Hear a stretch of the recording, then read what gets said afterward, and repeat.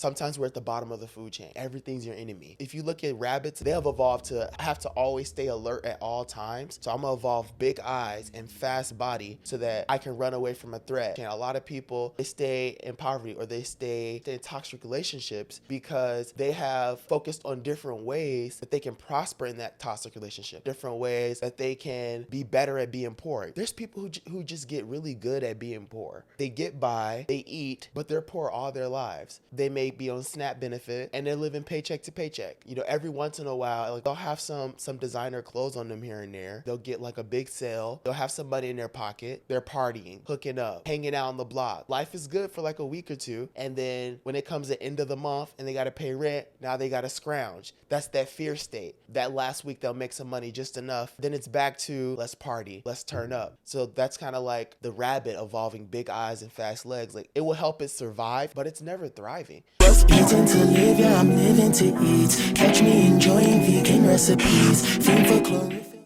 Greetings, it's your boy Gartatia. Another early morning. I am in the rush to go to work. However, before I leave, I just wanted to drop this epiphany that I had. I've been observing nature a lot lately. I was meditating outside in my special peaceful spot and just I was thinking about nature. I was thinking about evolution and I realized what evolution was is essentially nature's force of finding a way to continue to be nature. Basically, you know, the law of nature, of evolution in particular, is literally animals, plants, species, insects, just the world of the fauna and the flora. They all are just trying to create. They are all trying to procreate or recreate. And hopefully, I could just share some of these principles of nature with you all to help give you a better understanding of how you can create your purpose, create a lasting impact in the world, create a mark on the planet, create your vision for the future. So, the first law of nature that I look at is adaptation. So, if you look at evolution, what is evolution? All animals and plants and just everything in nature, they adapt to their environment over time, right? So, for example, cows, I was just thinking about cows for some reason. They have four stomachs, if you don't know. Probably in the situations that they grew up or that cows developed at first, maybe there weren't a lot of options for them. Like us humans, we only have one stomach, but we can't eat grass. We're kind of picky. We can only eat like fruits and vegetables and stuff. Cows, however, can just go straight to the source, can just eat the grass. Because over time, maybe a lot of them probably died or a lot of them struggled finding the stuff that we ate. So then their bodies literally said, listen, it's easier for us to over time just develop more stomachs so that we can house bacteria that can digest it for us rather than, starving and being able to not survive from just the stuff that humans survive of. So why do I say that? I say that that's just an instance of evolution. At first, they were in pain. They were in a state of they couldn't procreate. They were in a state of being threatened.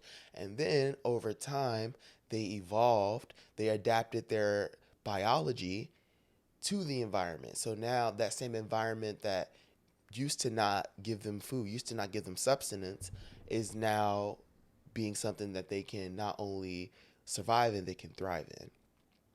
And we can take that same principle of adaptation and apply it to our own lives.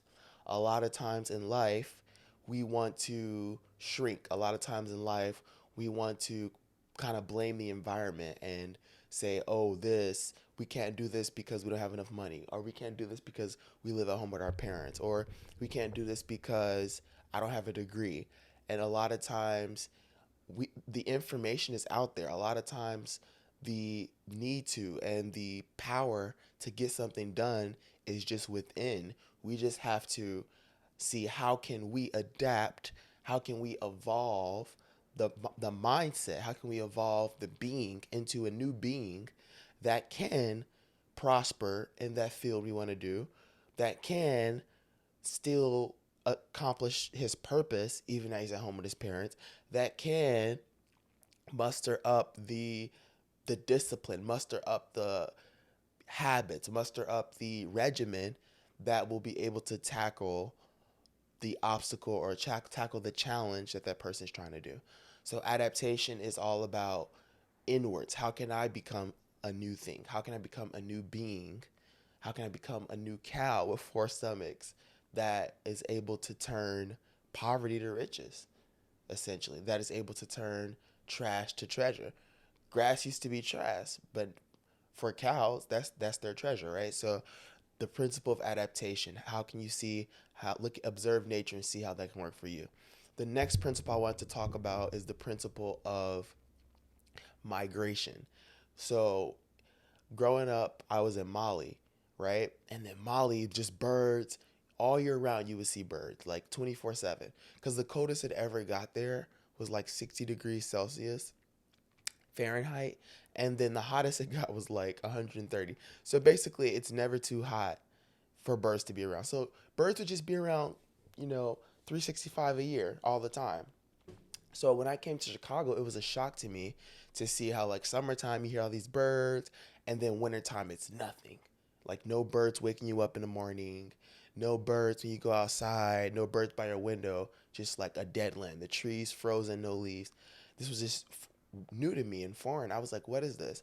Then growing up, I'm sure you watch Animal Planet, Discovery Channel. If you didn't, you was missing out. But I loved Animal Planet. I love Discovery Channel. And that's where I learned like, oh, birds migrate to somewhere warm. Sometimes the environment, it's not the environment always bad. They may even love the environment.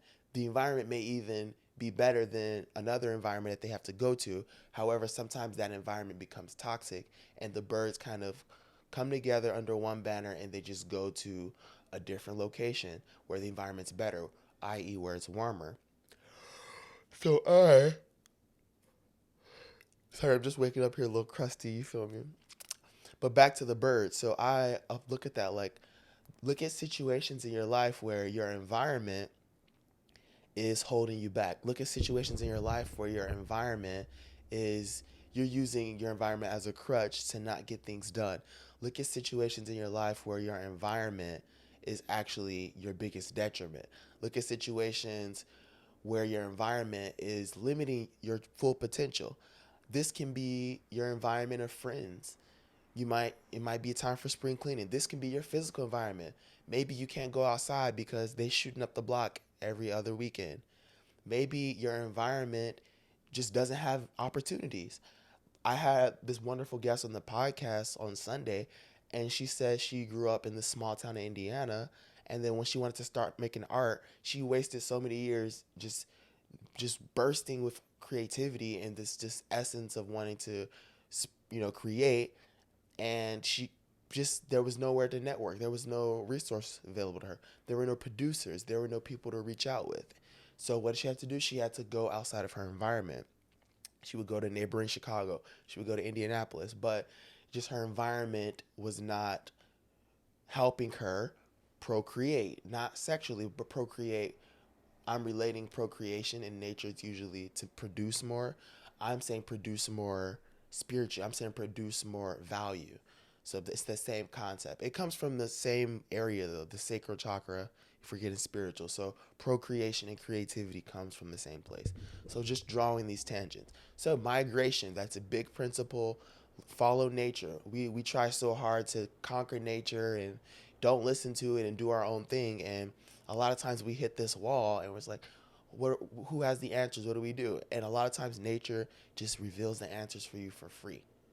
Migrate. Sometimes the best thing to do is you just have to go to another place, and a lot of times that's like the only thing you needed to do, and you will see people blossom.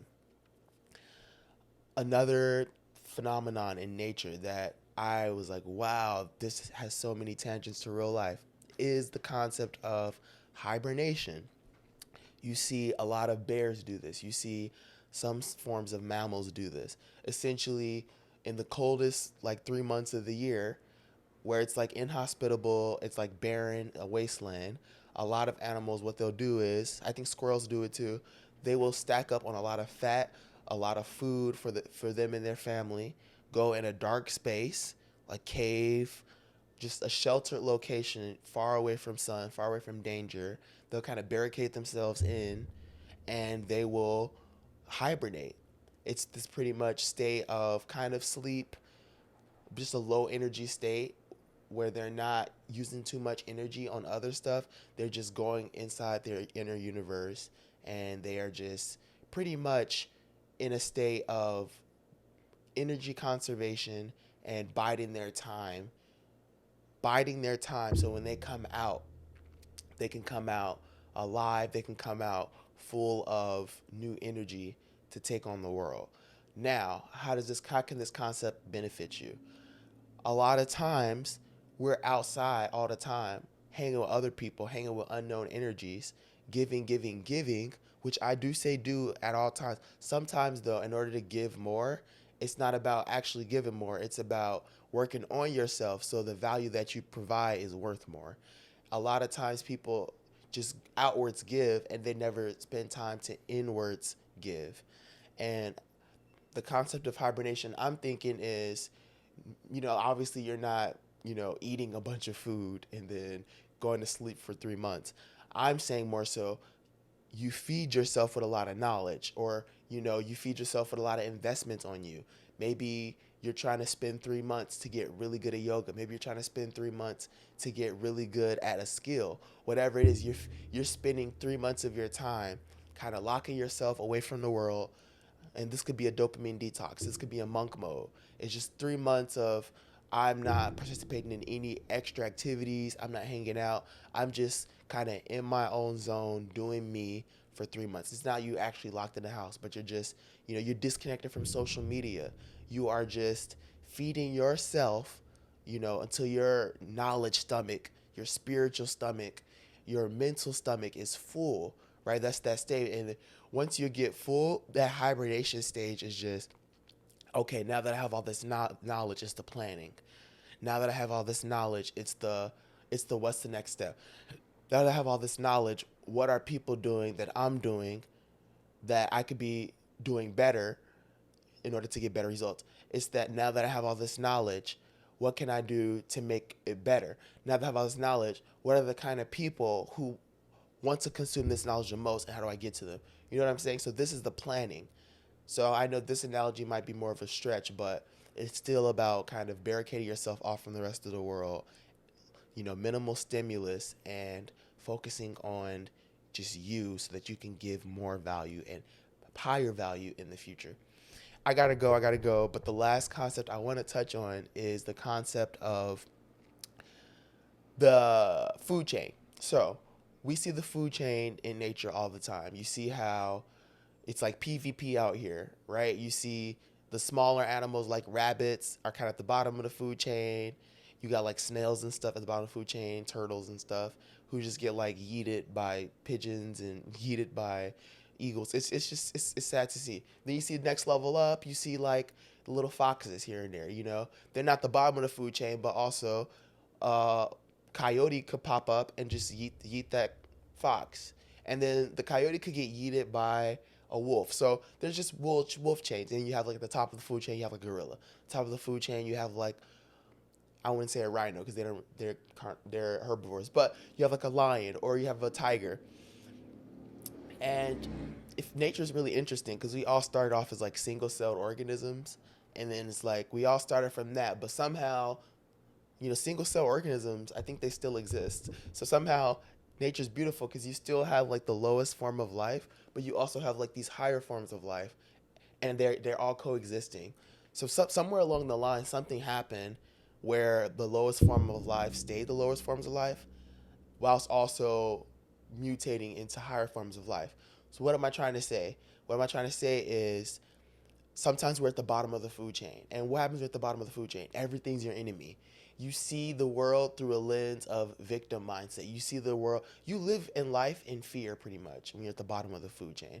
Like if you look at rabbits and stuff, they're always have these big eyes. You notice animals at the bottom of the food chain are usually really fast and they have big eyes because they, instead of evolving to be a higher life form, instead of evolving to produce more and to become something worth value, so that fear is not something even they are worried about, they have evolved to how about I have to always stay alert at all times. So I'm gonna evolve big eyes and fast body so that I can run away from a threat, and big eyes so that I can always see a threat. So if you look at them, they're always fidgety and they're always in a state of fear because at any moment, because at the bottom of the food chain, they can get yeeted.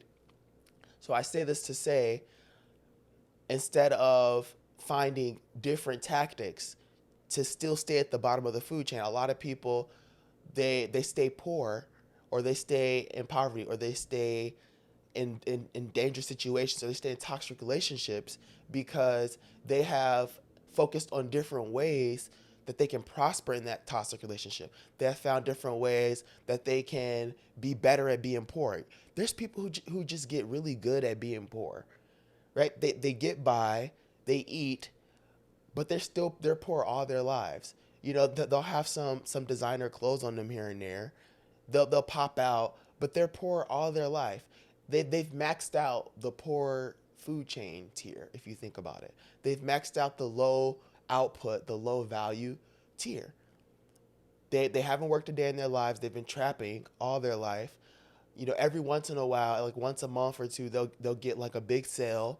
They'll have some money in their pocket, and then life is good for like a week or two. They're partying, they're hooking up, they're, you know, hanging out on the block, whatever, throwing dice. And then they may be on food stamps, they may be on SNAP benefit, and they're living paycheck to paycheck. When it comes to end of the month and they got to pay rent, now they got to scrounge. That's that fear state. That's that state of fear. It's like rent's due, I might get evicted. So it's like, okay, we got to hustle hard, make some money. And then that last week they'll make some money, just enough or barely, just to pay rent, just to pay electricity. And then whatever, then it's back to, all right, let's have fun, let's party, let's turn up, let's kind of enjoy these 3 weeks and forget about how that last week I'm gonna have to hustle just to pay the bills. But you see how that's still bottom of the food chain. Like they've made the best out of, they've evolved to a system of like, oh, I can still have fun, live a decent life, and still barely get by. So that's kind of like the rabbit evolving big eyes and fast legs. Like it will help it survive even though it's at the bottom of the food chain, but it's never thriving. A rabbit, if you think, is always in a state of fear. Have you seen meerkats? Like those Lion King, when I was a young warthog. You see how like one of them has to stand watch, and it's always these huge eyes and these long bodies, and they're just standing outside of like the family hole, and they're just always watching for predators. And it's like that'd be a shitty life. Like all your life is just hoping that a predator doesn't just come in and exterminate your entire family line. I don't know. That's not my way of life. But we see a lot of people go by life through this, just this constant state of highs and lows and never breaking that generational curse. So I say ascend up the food chain. You could be a caterpillar at the bottom of the food chain, and then you can put in the work, put in the time, put in the personal development, put in the feeding your mind, body, and soul, and then bam, you're a butterfly. Now you're flying now. So it is possible to go from one low energy life form to a higher energy life form. We see it in nature, and we can apply these principles to us to help us understand how it works. So yeah, I hope these principles worked. So remember the 4 principles of nature that can help you just propel your success. So remember, number 1, principle of adaptation. Number 2, principle of migration. Number 3, principle of hibernation. Number 4, the food chain. I hope this helped you. I got to get my ass to work. But as always, stay hydrated. Stay breathing in that good ass oxygen. And most importantly, stay basic. I love you.